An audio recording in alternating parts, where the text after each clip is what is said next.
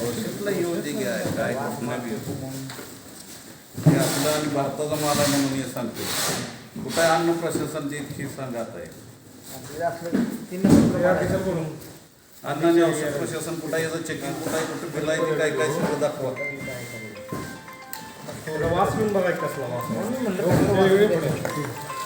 जो अफगाणिस्तानचा बेदाना आहे की आत्ता इथं काय नाव storage Radhika cold storage Tasgaon Vasumbe Rahul बापनाचं स्टोरेज आहे त्यांचा भाऊ रवी बापना ना तुम्ही तिथं ह्यो अफगाणिस्तानचा बेदाना आणि ह्यो बेदाना दिलाय कोणी सांगतो तुम्हाला ओमर साहिल लिमिटेड आणि imported bye Kohli agro India आणि हां त्याच्यावर घे मी सगळा फोटोत घे हां ही कोहली ॲग्रो इंडिया तो बेदाना इथं ह्या दर्जाचा आणून हे बेदाना शॅम्पल घे रोहित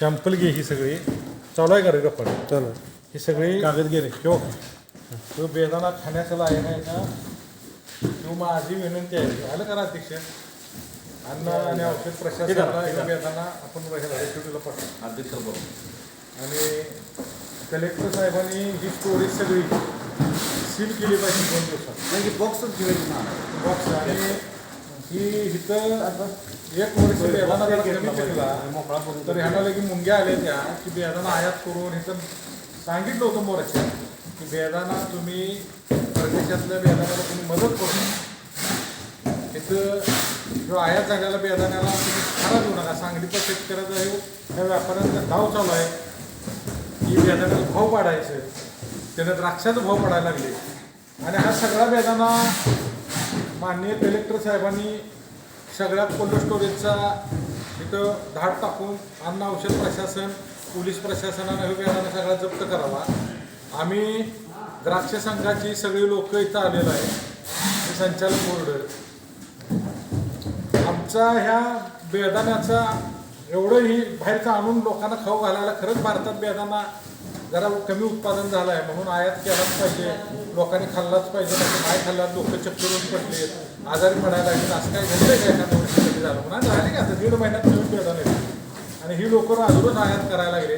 ह्या सगळ्या लोकांना ह्या बेदाण्याच्या हे राहुल बापणा असू दे रवी बापणा असू दे मगाशी आपण गेलो तिथं आणि जो कोण बटेजा सगळे पेपर आहेत आपल्याकडे ह्याने आयात केला आहे.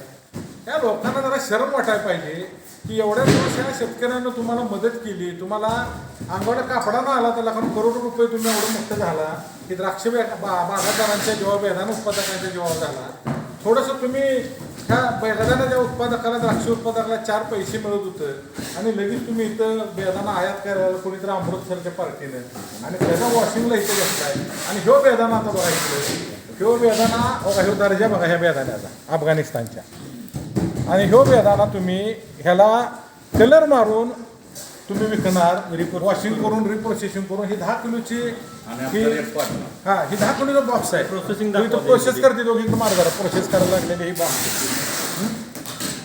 ह्यो बेदाना प्रोसेस 10 किलोच्या बॉक्स प्रोसेस करून बदलून तो 15 किलोच्या बॉक्समध्ये भरून मार्केटमध्ये सांगलीचा त्याला लावायचा आणि इथला बेदाना असं दाखवायचं कारण हा बेदाना एवढा दर्जाहीन आहे की ह्या बेदाना दर्जाहीन बेदाना ह्याला कलर मारून भानगड्या करून भारतीय बेदाण्याची बाजारपेठ बदनाम करायला लागली भारतीय बाजारातल्या बेदाण्याला खराब करायला लागली की भारतातलं बेदाना खराब आहे असं दाखवून द्यायला लागले.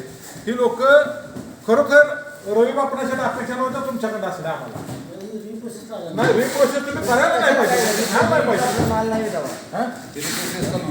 ही प्रोसेस नाही तुम्ही घ्यायला नाही पाहिजे होता रिप्रोसेसला तुम्ही मदत सुद्धा करायला नाही पाहिजे मोर्चात सांगितलं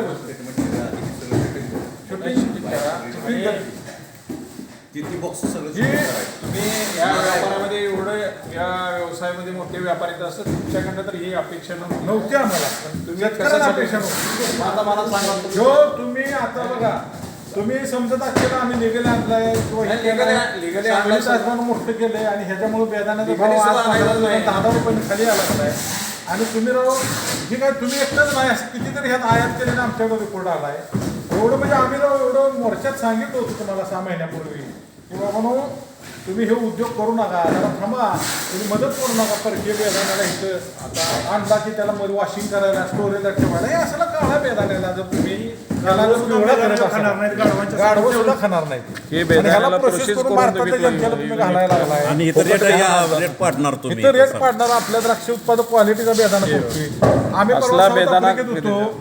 साऊथ आफ्रिकेत आपल्या ह्याच्यावर process बेदाण्याला करून डिमांड किती आहे, त्याची दर्जा काय आहे, आणि तुम्ही असला बेदाणा इंडियन बेदाण्याच्या पूर्ण बॉक्समध्ये भरणार आणि इंडियन बेदाण्याचा कलर मारून ते इंडियाचं नाव बदनाम करणार इथल्या शेतकऱ्याचं.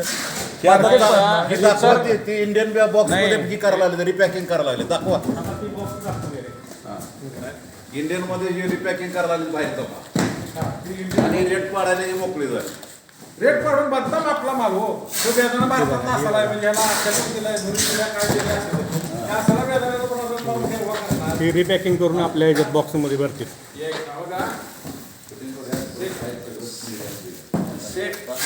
आता हा जर निघाली असता तर ह्याला पुन्हा रिपॅकिंग करायची काय गरज होती तुम्हाला? एक आणि दुसरा गोष्ट, तुमच्याकडे एक रिसिप्ट रिपोर्ट आहे का? रिसिप्ट रिसिप्टचा- रिपोर्ट असेल तर दाखवा. तुम्ही रितसर आणला असला तर रिसिप्ट रिपोर्ट येतं आम्हाला दाखवा.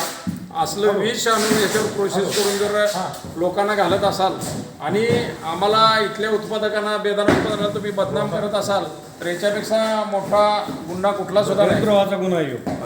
तिकडल्या बॉक्स मधनं आणून इथं आपल्या इंडियन बॉक्स मध्ये भरताय का?